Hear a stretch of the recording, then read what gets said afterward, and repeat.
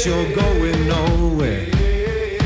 Don't blame me for what you've done, because I know that you were having fun. Welcome to the Clarified Realty Podcast, exposing the real estate secrets your agent doesn't want you to know. Here's your host, Tom Clary. Well, don't you just walk away. That's when I'll say. Well, don't give Welcome to the Clarified Realty Podcast. I'm Tom Clary. I'm your host. I'm a real estate agent here in the beautiful state of California, Los Angeles to be exact. I'm here with my always co-host, Ron Bruno. How are you doing today, sir? I'm doing great. How are you, sir? Yeah, we were just talking about how we're like an old married couple now. A little we're bit. attached to the hip. Yes. And you fed me well today, by the way. I did. I gave you tacos. Yes, those were delicious tacos. They were very good tacos. Man, those were tasty. My car smells like a Mexican restaurant. I literally had someone walk by my car in the parking lot and say, "That smells good." That's really bad if it's inside your car and somebody walking by. You now just described my childhood. What? Well, that's right. My parents were franchisees. You didn't need to spit on me. But my parents, they were franchisees of Taco Bell. Taco Bell. That's so funny. Not only did my parents cart around tacos for the family dinner, but also I worked there. That was my first job at 12 years old, working behind the counter. Well, you do know what I'm talking about. I know exactly what you're talking about. All right. It's like flashbacks. Okay, well, there you go. There you go. Well, we're coming up on Labor Day. You got plans? Yeah, we're heading back to the desert. You guys love the desert. We do. You know, there's a big difference between 100 degrees and just being sweaty and nasty. I can't handle it. And then 100 degrees, being in a pool all day with nice cocktails and just enjoying life. Maybe that's better. Maybe. Yes. Oh, much better. I mean, I spend all my time in the pool. You've seen how like pasty white I am. I mean, the sun has not seen this skin for years. I credit my Italian heritage. Oh, okay. Yes. So I'm a little tanner. Yeah, a little olive skin. Yep. Yeah. Well, we're here with Michael Micheletti, the Director of Corporate Communications for Unison Home Ownership Investors, and Lara Watson, Regional Manager of Unison Home Ownership Investors. And we're going to be talking today about basically home equity sharing programs where they come in, and they're going to explain it to you in a second, but they will come in, give you part of your down payment, and it helps you to possibly reduce your payments and get you into possibly a larger house. It's an interesting program, and I'm really lucky to have them here today. They flew all the way down from San Francisco for this. So wow, you're special, Tom. That's why. I don't know how to handle that. I can't. It doesn't compute. But that's great. Thank you guys. We're happy to be here. Thank you for coming. To be here. So why don't we start off by just kind of talking about what exactly. You have two programs, right? There's the one program that is the actual, like, for the future homeowner, looking for a loan. And you also have ones that's for a current homeowner, correct? We do, yeah. So how do they work? Give them a little bit of, like, what Unison is and what the whole concept is behind what you guys do. Okay.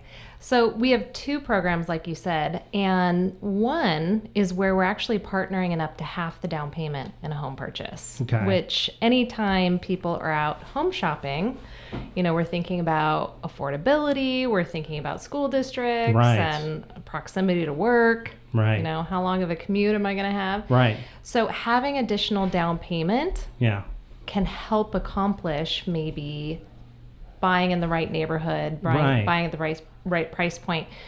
The really cool thing about our program is that we're not a down payment assistance program. Yeah. So it sort of unlocks going outside that box of just first-time home buyers or certain income brackets. We can really work with the majority of the population that's in the home purchase market. And we're not a lender either. We're not loaning anything.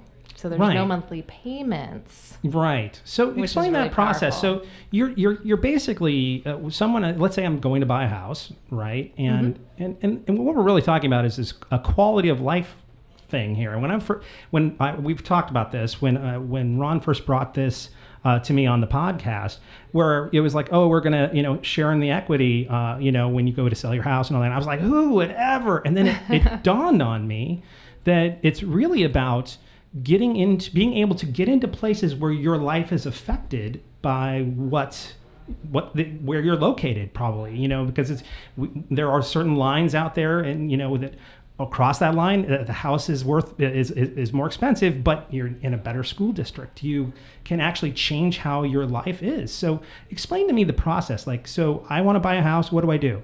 Absolutely. So you want to buy a house and you are interested in having a partner in the down payment. Somebody would reach out to us to learn all about it. Education is paramount. Yeah. Especially since I want to get to that later, a little bit later, about how you guys are doing that. But go ahead. You were saying. Definitely. Yeah. So really what we do is we single family residence, condo, townhome. What we can do is, let's say they have 10%. Right. We make it 20. They have 12.5. We make it 25. So you can see how we have the ability to really enhance people's down payments. Right. In that scenario. So what happens when you have more down payment? Right. I mean, you're a real estate agent. So when you're listening to somebody and you're saying, hey, what are your homeownership goals? What's important to you? What are the pain points in the last place that you lived? Right. And we're listening to people say all the things that we talked about. Hey, you know what? I'm growing my family. We're really kind of cramped where we're at. We need to expand. And that's really important to us. And you know what? We should probably be thinking about the school districts. Yeah, absolutely. So when you're driving people around and they've been pre-qualified for a certain amount, then you start to run into, oh gosh, I really love that house, but the neighborhood isn't exactly where I want to be. Right. I really love that house, but the kitchen really needs updating. Right. And additional down payment to be able to qualify to purchase and check off all those wants and needs and not have to settle for less is something that we're seeing a lot of people raise their hand and say, that is really interesting. I want to learn more about that. It was interesting. I kind of had a thought about another angle where it can help. And it was interesting. A lot of folks come to me and they ask me, and it's like, if I offer more for a house, is that going to get me the deal? And the answer is maybe not, because on the other side, they're going to be looking at all sorts of factors in terms of what makes you a good buyer. So if you're coming in at 5% and somebody else is coming in at 10%, you're possibly going to look a little bit weaker, and that you guys would actually be able to make that offer even stronger. Correct? I mean, am I thinking, that's another potential use for this. I mean, particularly in markets, in Los Angeles, I live in San Diego, where inventory, certain price brackets where inventory is just not there. Non-existent. It's so competitive. Yeah. So you may have a full 20% offer, and I've worked with many clients who have no problem coming up with 20%. Right. And you're still getting turned down. Yeah. You're left and right. out. Right. Yeah. So we can come in and make it a 30% offer. Right. You've moved to the top of the stack. It's extra affordable. There's so many benefits in accomplishing that home ownership goal. And it looks like you have more of a commitment to skin in the game. Like you're really, I want this house. It really shows that you are a strong offer. Yeah, absolutely. Yeah. And I think most people don't like to be house poor after buying a house. Yeah, absolutely. So that extra edge and affordability and lower monthly payment is definitely. So I come to you, I say, okay, I've got 5% down, I want 10% down, or I've got, let's make it easy, because 20% is such a kind of accepted norm. So let's say I've got 10% and I want to get that 20%. So what do I just come to you? Yeah. Are you part of the lender? I mean, do I go to you through the lender? So we don't want to be a lender. Right. We have great lenders that we partner with. Right. Guaranteed rate being one of them. Shout out to Ron. Yeah. Don't shout out too loud, because he'll take it and go right to his head. Guaranteed rate being one of them. So we are an approved down payment fund source with some conforming. And so the lenders then go, oh, you're doing that, so we're fine with them. Exactly. So that's what, okay, got it. Very smooth, very seamless. We're an approved down payment fund source, naturally partnering with your own down payment funds in the qualification process. Right. So when we spoke briefly before, and you were talking about kind of the history of this whole process, is kind of the cities and municipalities used to kind of have something similar to this. Is that correct? So this type of finance has been around quite a bit, and obviously the private portion of this is new. But For example, the city of San Francisco has an equity style program that they make available to first responders. Okay. Firefighters, police officers, right? And obviously the constraint in San Francisco is you want your first responders to be close to the city that they're designed to help people, right? Yeah. So as San Francisco has increased over time, prices, I mean, it's been like this for 20 years, that they had to create some way to have an influx of cash up front so these firefighters, police officers, sheriffs, etc. could put the down payment on the home, and the most important part of that, they could afford to live in the home. That's the secondary part, right? It's not just getting in, still I can have a quality of life that is top of mind for them. Right. So, but there are programs like this all around the country, Tennessee, Atlanta, San Francisco, even here in Southern California, that there are certain small equity style programs that are available to people. So it's nothing new. It's been around for how long do you think? I mean, has it been a few decades? I mean, it didn't. You sent me this interesting article about this coal. What was it? It was like this used to be not a thing because it was the investors couldn't take a tax deduction on it, and once the investors were able to get a tax deduction, and we're like, oh, we can get in on this. This is something that we now are interested in. Right. And so, I mean, if you think about this, the idea of using equity has existed in the commercial space for 50 years, give or take. Right. And this is the application for residential real estate. Right. It's as simple as that. Right. So this has been tried out. It is tested. It is done every day on the commercial or business side. This is now available for the private consumer to go out and say, hey, I can't afford this, but if you will give me a little bit of equity to fund the down payment, this is going to make my life better. Right. Now, this is not, now, explain the process of when you guys get your quote-unquote cut. Like, talk about, what does that mean? So, in true fairness, right, we're partnering with the home buyer, right, in this case, and we'll use the 10% example that you brought up earlier, Tom, is that the home buyer puts down 10, we put down 10, so we're splitting the down payment 50-50. So, at the termination of the deal, and that can be terminated in a variety of ways. One, in the selling of the home, we'll use that example here. Right. What happens then? So if the home has gone up in value, meaning that you sold the home for more than what you originally paid. Right. So a $500,000 home is sold for $600,000. We share in the change in value of the home. So that $100,000, we share in that change. We do not share in anything that the homeowner has paid down, their equity, if you will, in the pay down of the mortgage service. That's very important to delineate that out. There's two separate things. One is appreciation, one is equity that you've paid down on the mortgage service. I want everybody to be very clear about that in terms of, so later on, if you go to sell your house, what Unison would be taking is not a portion of the complete price that you're getting back for the house. It's only the difference between what you bought it for and what you're selling it for. Right. So in that case, we would take 35% of the change in value. That's what our share would be. Right. Now, if the home didn't change in value at all, say it sold for $500,000 3, 4, 5 years down the road, we just get our original investment back.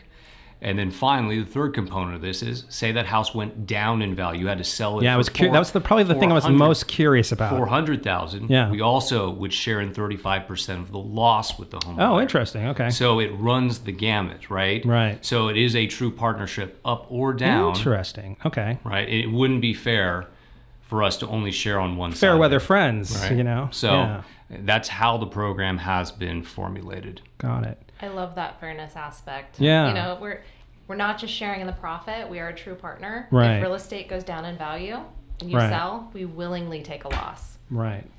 So then let's talk about, you know, and we talked about the education. We started kind of touching on the education of it. So, you know, I think that there's, especially in the boomers and up, if not into my category, Gen Xers, this kind of very hesitancy about this kind of thing. You know, because where you basically never give up anything ever of anything, right? Mm-hmm. So what do you think is the way you guys are going to try to get through to that new market? It's all based on what people's financial goals are. You know, what are they picturing their life as? Right. And perfect case, I have realtors reach out to some of my loan officer partners all the time, and they're like, I have a borrower and I'm stuck on helping them. Right. They have some things that are really important to them. They want to keep money in the bank account for kids going to college. Right. So it's really important to partner with people that are sort of in that financial circle of trust. Right. And having that approach that's very holistic and, hey, you know what, I really heard what you said and what you picture your life as. Right.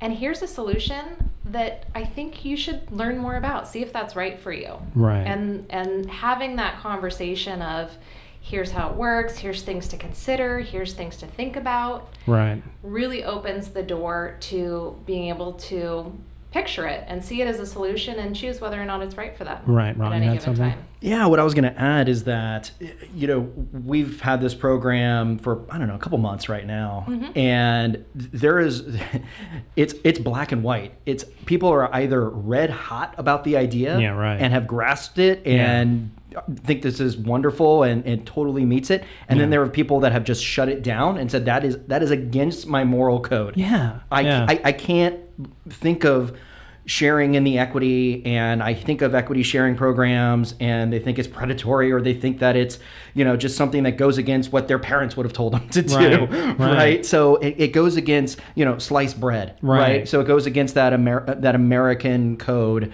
So it really depends on but the you know person. what though, Ron, I don't think it necessarily does. I mean, I when I was thinking about it today, I was really kind of considering that the American code is business. Right? Mm-hmm. We're a capitalist, country. Right. For now. We're a capitalist country. And, we get into business partnerships all the time. Mm-hmm. And so when you start to kind of get outside of the whole, like, oh, I live in this place. This is where my home and my thing, and the emotional context of it, it is sort of a business decision. Yeah, where you buy your house and what you're doing. Yeah, and it's going to depend. So you're just bringing on a partner, right? Yeah. So, I mean, I have somebody that the other day, so they were pre-approved with Chase for $315 and Wells for $315, and it was he wants to buy $400,000 and he has 10% to put down. So he's like, can I get a loan for $360? And I said, well, it depends. I need to look at all your information and everything else. And yeah, it's really tight. So I introduced the concept with Unison and said, well, what if you had it where you could do 10%, and not only can you get past 400, but you can get into 420, and you still will have a lot lower payment. You don't have the mortgage insurance and everything else. Right. So I presented it as an option. He was against it. He was very conservative. It didn't fit his code. Yeah. So, my job as a loan officer is to match people up with what they're comfortable with. Right. Not sell a product. So he's not interested. Yeah. I think it's going to take time. I think that's really what it's all about. It has to fit within just someone's normal routine, right? So some people are going to adapt it and adopt it and get into it and they love it. And then for others, it may take some time. Right. Well, I mean, but the millennial market, they have so many hurdles that they have to kind of overcome in order to get into a home in the first place. And it's this kind of, there's this fine line where if they wait any longer, they're going to get priced even more because the appreciation keeps on climbing. And so this is definitely one of those things that's like, well, you could strike. You're probably within striking distance if you got, speaking to, any of these, equity sharing things. And so I think that, is there anything that you guys think you can do to change the story? I love that question. And yes, we are in equity sharing. Yeah. I really like to clarify that, though, in all of my conversations, because when I hear equity sharing, I have that same feeling. It feels kind of expensive. You're taking from me. Why would you take? You're taking. We've all been taught, protect your equity, build that nest egg. So then when we're talking about equity, what really are we sharing it? Right. So it's really important in all my conversations with everybody. I say, that monthly payment you're making every month. Right. I'm not helping you make that payment. Right. That's going towards principal. And I actually had a question about that in terms of when you how do you guys qualify people? How does that process? The nice thing is we really leave that largely up to the lender. Oh, really? Okay. Yeah. So with the lenders that we partner with, they have the loan programs in which our down payment funds can go alongside. And that's up to them. So we're really not complicating anything, which is lovely. Yeah. Staying out of the way. Exactly. Right. So a lot of people will get a phone call and maybe they weren't the original loan officer. They've already got, the borrower already has an offer on a house that's accepted and it's kind of going to the goal line and something is not working with their lender anymore. My teeth are grinding just hearing that. Yes. So maybe you're 14 days out or 10 days out from escrow and you're like, what am I going to do? Right. So the really nice thing is I get phone calls from loan officers all the time who are like, Lara, I think I have a Unison buyer. Right. Can we get to the goal line together? We have absolutely funded things that quickly because we're not complicating the transaction. Now, are you guys actually on title or is it a lien or how does it work? Like, what's the mechanics of it? Yeah, so we are on title. Okay. We do have a security instrument, a deed of trust. That's what most people are used to. It's not a traditional debt lien, though, because we don't know the value of our agreement till it ends. Ah, that makes sense. So it's more like us raising our hand and saying, hey, we have an interest in this property. Should they choose to sell, things that would trigger title, reach out to us so that we can see if anything's owed or anything needs to be done at that time. Now, another mechanics question. What if they stay in the house? What if after 30 years... Grandma and Grandpa aren't leaving. Great. What do you do? They have that option. So we're never going to force them to sell the house. But do they have to pay their percentage at that point? They do, yeah. So it's a that's what I'm maximum wondering. term of 30 years. Right. And they have all the flexibility in the world to leave it in place and do nothing for 30 years. Most people probably won't do that. Right. But it's up to them. So it's just they would have to pay off that portion of the equity plus the front fee. They can sell at any time. There's never a prepayment penalty. They can pick up the phone after a certain period of time and say, hey, I want to buy you out now. Got it. And is there any time frame on that, by the way, that you... To pick up the phone? No. I would hope that you guys answer the phone, Lara.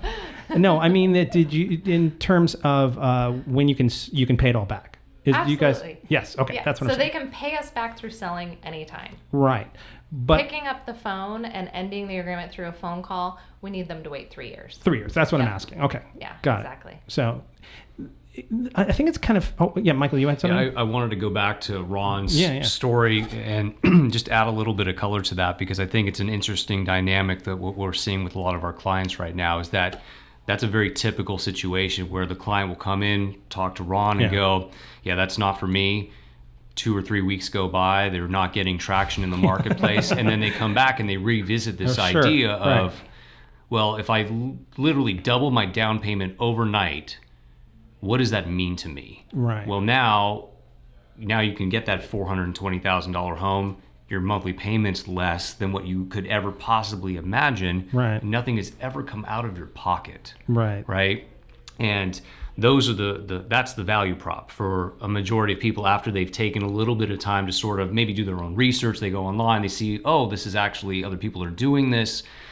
How can this impact my life? Yeah. And it is because it is brand new that a lot of people, you have the ingrained, this is my home. Right. Yeah. Don't mess with it. Right.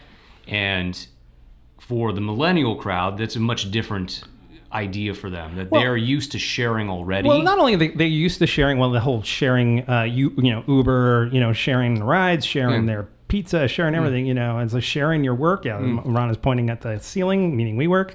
Yeah, I mean, they're sharing everything, but they're even sharing their parents' house most of the time, and they don't have any, problems with that, and they're, probably chipping in and stuff like that, but then they could actually do the same thing and get a piece of the pie. Yeah. I've worked with buyers who had the option of getting gift funds from family, right, and learned about our program. And it gives them. They didn't want to go through that. They didn't want to mingle money obligate and family, and have somebody telling them, "Hey, your grass is getting a little long," or boy, that's I could totally see that. Yeah, and it's complicating matters right now because the generation that we're in right now is the most saved generation in history right now. So the money, if you were to get that from your parents, we'll say, you're probably taking away from their quality of life. They're really taking it. They're trying to give you something, but they're doing it at their expense. Exactly. Yes. On the whole, right? It's a very general statement, but if you look at the math of what's going on and who's saving money, it is that slice. They don't have the money to give the kids. They're trying to. Right. But once again, if you're putting your mom and dad under duress for your own good, is that really the right decision you want to make? Yeah, absolutely. Now, this is kind of a question in regards to what do you think? When did Unison come into be? When did this whole thing kind of start? So it's a great story because we started this in 2004. Oh, wow, that long ago? So this is not something new. Oh, interesting. For everybody out there that's listening. So in 2004, Thomas Sponholz, our CEO, came up with this idea. He came from Barclays Global Investors, and they had a need for this. And he went to their board and was like, we need something like this for the investments that he was managing at that time. Mm-hmm. And they said, great, Thomas, go out and build it. Right. And in 2007, they launched what is now known as the homeowner program, the ability to unlock the equity very quickly out of the home with no payments.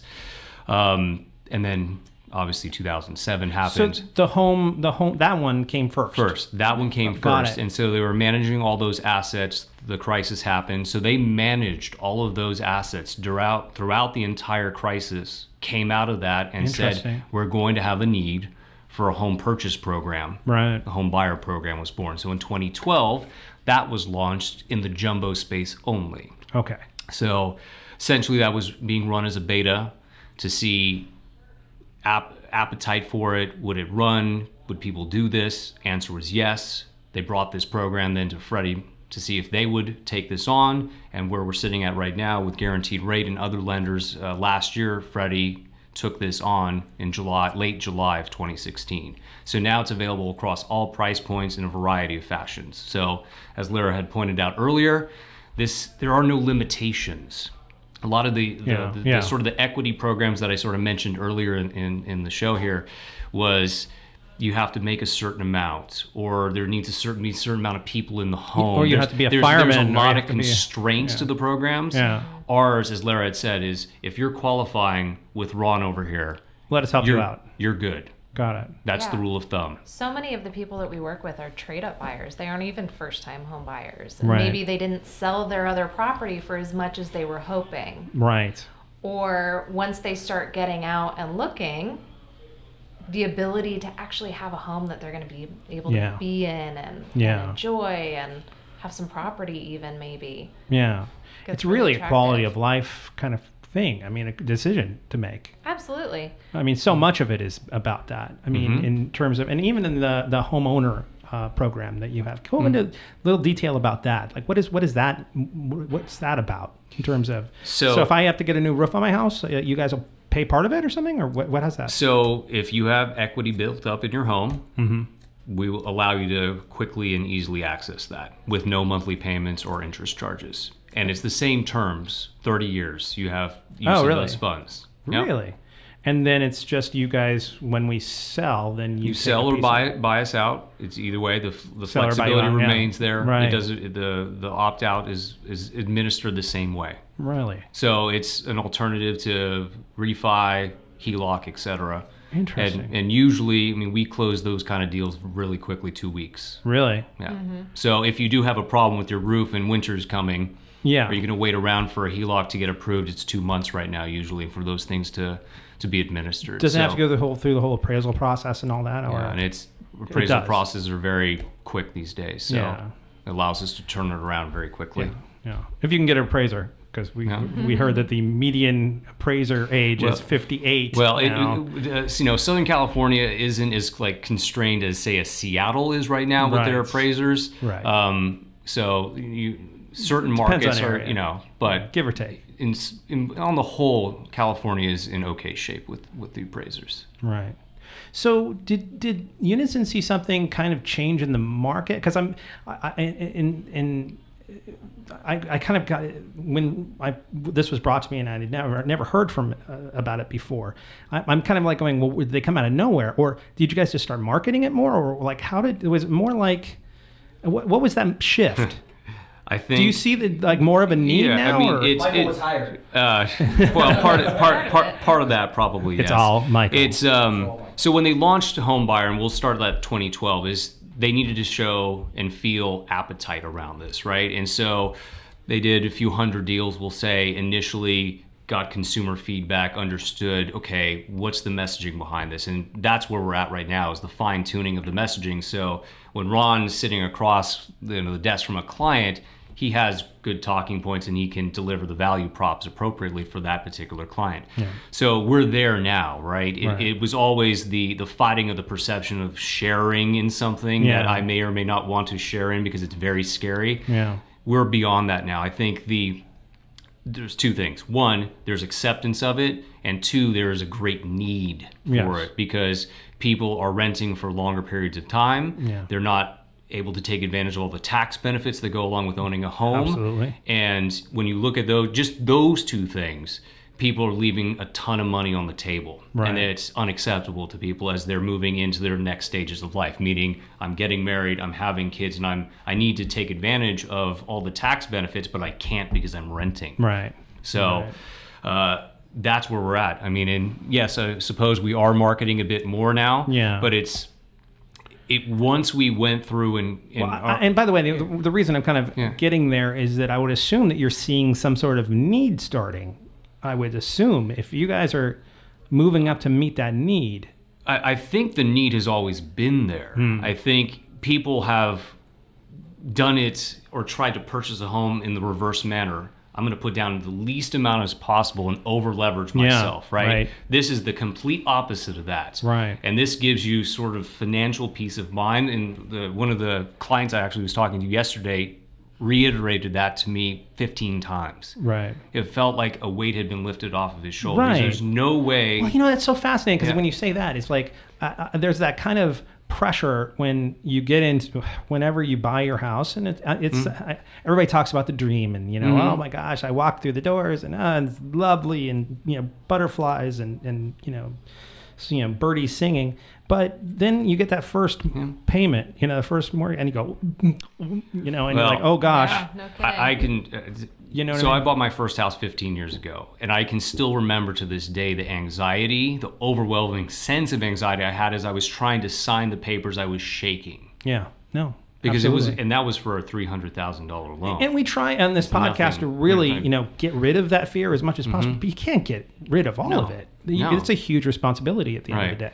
And now if you think about, as Lara's pointed out, the partnership aspect, if you're going into this, we're going through all that education. We're working side by side with you through this entire process of purchasing of the home, so you understand not only our program, but the home buying experience in general. We're there for you. Right. So a lot of our clients, they really relish in the fact that they have somebody that's an expert that they can rely on. And I think that the program kind of appeals to two very completely separate sets. The first one is the folks who basically want to get into a house but don't want that pressure. They want to basically have more of a down payment so that they can comfortably get into a house. That's one segment. The other segment is the folks who need to get into another basically, larger house or a better neighborhood in order to change that quality of life. And that's where I could really see the program appealing to either of those people. Yeah. Ron, did you have something you wanted to say? Yeah. So something, Michael, that you had mentioned. You mentioned this came from Barclays, right? So back in the day, I was in wealth management, and we've talked on the podcast about Blackstone and Invitation Homes and how they got into the business of buying all these homes, and now they're renting all those homes, and they're starting to unwind those positions, right? They've reached their certain levels. So because it's all money at the end of the day, what if we hit a correction, or what if this program doesn't seem as appealing? Is Unison gonna just back out of it? What potentially could happen? Because I'm thinking of this. What's the long game? What's the long game with it?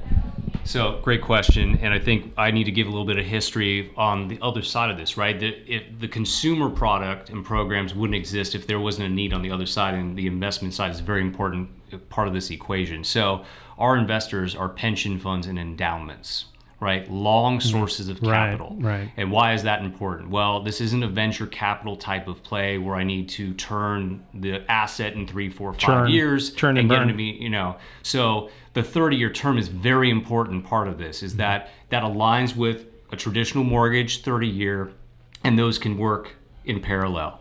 So pension funds and endowments have long-term liabilities that they need to manage. Basically, in plain English, it's this. They have, all of their plan participants have 2 major things that they need to really fund. Housing being one, healthcare being the other. Right. So what better way to manage those liabilities or hedge against those liabilities than to invest in residential real estate? But more appropriately than what you were saying about the owning and the renting of the homes is a very, very expensive proposition. This gives the investors a fractional look across the country. Nothing that a Blackstone or any of these, because they're going to buy 40, 50,000 homes in a specific area, rent them out. This gives our investors a fractional look across the country. So if San Francisco falls and you have 50,000 homes in San Francisco, you're in major trouble. But if you're only fractionally invested, right. But now we're invested in all the major markets in the country. Right. So for the investor, if home prices go up, that means that they can manage the liabilities for the plan participants. If it goes down, it's in line as well. So it's this perfect balance that goes up and down. That's why it's very appealing to the investors, and that's why they can offer 30-year terms like this. Got it. The capital. So here's kind of a much more philosophical question. And, I love philosophy. I'll tell you. And it's just kind of prognosticating into the future. If, let's say that millennials have not come into the market like I think they're starting to creep in now, and much more. I'm getting a lot more phone calls from folks from 30 under. And that's great to hear that they're going, okay, you know what, maybe I don't want to rent. Maybe I really do want to have a piece of the pie and get appreciation. I can't endorse that more. But we also, on the other side of that coin, have a very big housing crisis, especially here in Los Angeles. Yep. So do you think that Unison in their program, if they're getting more people into houses, do you think that is going to reduce the inventory even further? I mean, do you think that could have an impact? So, there's 2 crises going on. One is affordability, right? People's ability to fund the mortgage. And then the second part of that is there's the lack of housing in general. Construction across not only Southern California, but across the country is the lowest point, I think, in 30 years or something like that. Yeah. Certain markets have done a great job in trying to increase the volume of housing. Seattle's done a great job. They saw this on the horizon about 5 years ago and said, "Ooh, we need to increase the housing." Something here, yeah. So the construction problem is, that's a 4 or 5, 6 year window in the major markets around the country that needs to be addressed now. Yeah. But that's something a solution. You need to build more homes. You need to make more land available in a mixed state. That's possible. The affordability part of it, that is, depends on the amount of homes that are put into the system. Right. It will probably level out at a later date, but until that happens, you're going to see the affordability crunch. The third part of this also is the fact that people aren't moving. Yeah. And when I say that people is the home tenure rates are now going up. A few years ago it was around 5 or 6 years. Now certain markets are in excess of 10. Yeah. Right? Yeah. And why are people doing that? A, they see how expensive a home is going to be if they want to move. Yep. 2, they may have been in that home for 10, 12, 15 years and they're paying a very low property tax. Yep. And you don't want to switch a $1,000 property tax for a $12,000 property tax. Right? Absolutely. So people are aging in place longer. They really are. The boomers are not. I mean, literally, you need to stick a dynamite to kind of blow them out of the houses for some. I mean, it's getting to the point where we're not seeing that kind of downsizing that used to be prevalent. That used to be part of the system. Right, and people are living longer. They have more funds available to them, and they're comfortable. They have no reason to move. Yeah, they have no reason to move. And do you think that kind of seeing what happened during the crash kind of affected that too? I mean, like, They literally don't want to because we're still that wound is so fresh. I talk about that, the wound being very still fresh there. I think we talked about this the other day, but I think there's two sets of people, especially in the millennial crowd, that are coming into the market. One, that they either lost their home or they stayed in their home and it was an issue for them, meaning that they had no option, so they were forced to pay. So you have two sort of verticals coming into the market, but both of those verticals are very cautious. Yeah. Right? And they are evaluating all the programs. They're doing their due diligence. They do not necessarily want to make the mistakes that their parents or their friends and family made. Right. Either losing the home, or more importantly, the second is, I stayed in this house, but it was so painful. Yes. And we had no quality of life. I don't want to make that mistake again. Absolutely. And I applaud that, because that's exactly what you should be thinking. It's really true. It's exactly the way. That's so the perfect evaluate framing. all the options, right? Yeah. And we know this, and Ron, you probably can talk at a higher level of this, but every survey that is released about home buying and people actually going out and evaluating their options, more people evaluate their iPhone options than they do the mortgage. It's so embarrassingly true. There's something fundamentally wrong about that, right? You need to do your due diligence. You need to see what's out there. It may be Unison, it may be something else that your loan officer makes available to you that fits that piece of the puzzle for your financial situation. Right. That reminds me of some situations that have come up throughout the last few months, and it's again where people have the 20% down, but where are they getting it from? Right. 401k, selling stocks. So when given the choice to leave those investments in place, not have the tax consequences, to not have that financial stress of being illiquid with all their money in their house, taking on a partner provides a lot of peace of mind and a lot of financial freedom to do other things with their cash. And those are really fun conversations that I've been having a lot lately. Yeah. Got it. I mean, that's part of this equation too, is that we know housing costs, right? You can control the housing costs if you book the right mortgage, right? But there are a couple of other things that you can't control right now. The rising healthcare costs out of thing, the rising education costs. And if you're a family, those two things you have no control over. So what we're seeing within the marketplace right now, people are having to choose. Maybe they can't execute all three. They get 2 out of the 3. And if you can still get the home you want, get all the tax benefits of it, and still be able to fund those other 2 really important things, I'm just choosing those 2, but there's obviously other important things that you need to fund, is if your healthcare costs go up 20% next year, what are you going to do? Yeah. Most people can't wrap their head around that. So it's true. You need to have that buffer, and if you've put all of your eggs, so to speak, in the mortgage basket, house rich. You don't have the flexibility that Lara's or just talking about. House poor. Sorry. House poor. So this is about flexibility. Right. Ron? Yeah, so, a couple things. So number one, when you buy out the Unison after 3 years, how that you go about doing that is it's an appraisal, right? So you have an appraiser come by and they do the survey and estimate the value of it. That's number one. The other thing is, what are those success stories that you've seen? We talked a little bit before. You had someone who had, their daughter's in private school and they saved a bunch of money there. Before you go there, I mean, I just want to really briefly kind of say here in that it's interesting as I talk more and more about this, how I come up with more and more reasons about why you guys are here. Does that make sense? Mm-hmm. Yeah. I mean, and that always that really has been this kind of surprising trip I've taken over the course of first hearing about it to the end of the spectrum of like, why the you got it? What? I would never even to like, but wait a minute, oh, you could do it there, or you could do it there, and it's that experience has been surprising. And I think part of that is also looking at what are those what are the numbers, right? So if we're talking about a max loan amount with Freddie in LA County, we're looking at 636,150, right? So if you have 25%, right, to add to that, I mean, what's that number? Like what are some of those stories where you've heard that you matched it 10%, you matched it 12.5%, where you've really been able to get people way above where they thought they could even go into? I'll answer that one. So, perfect example, San Diego, $950 price point. And the reasons why they went to $950, we'll kind of skip all of that, but they landed on a home $950 price point. So that's jumbo territory, even with a 20% down. Right. That's out of the high balance.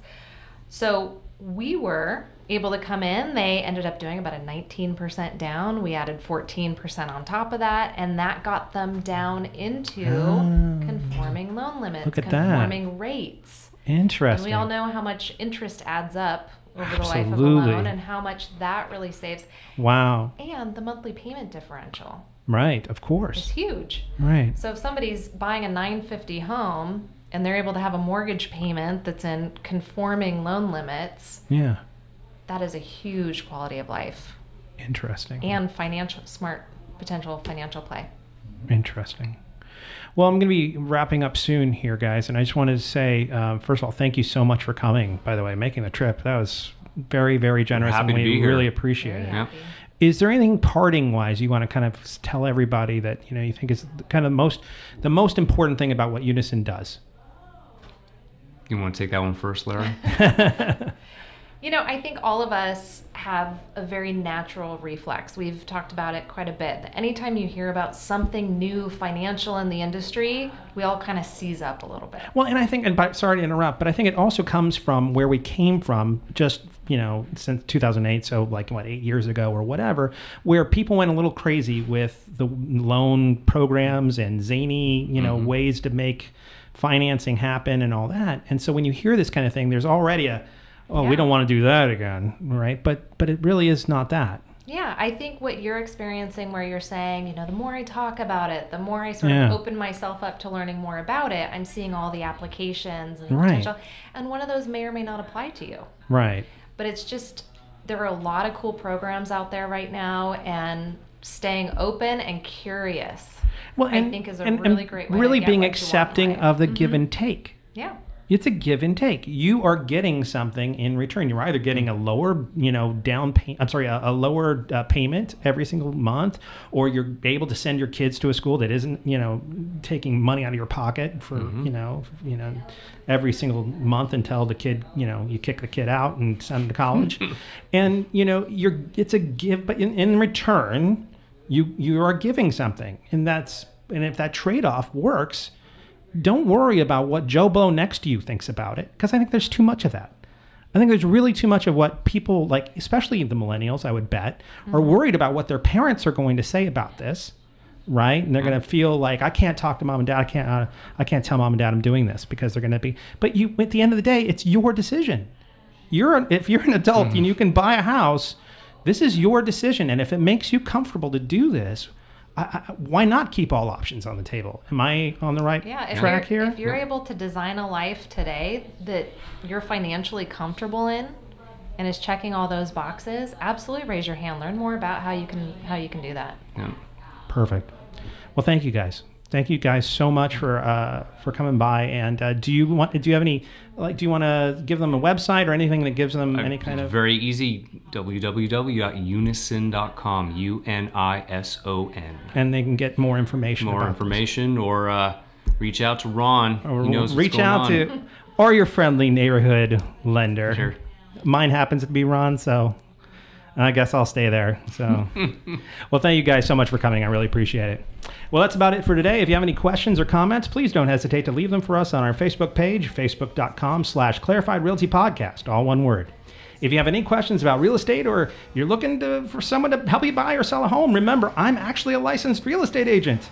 I'd love to help you out. So please email me directly at tom@clarifiedrealty.com, or give me a call at 818-335-7662. Don't be shy. Come on, guys, give me a ring.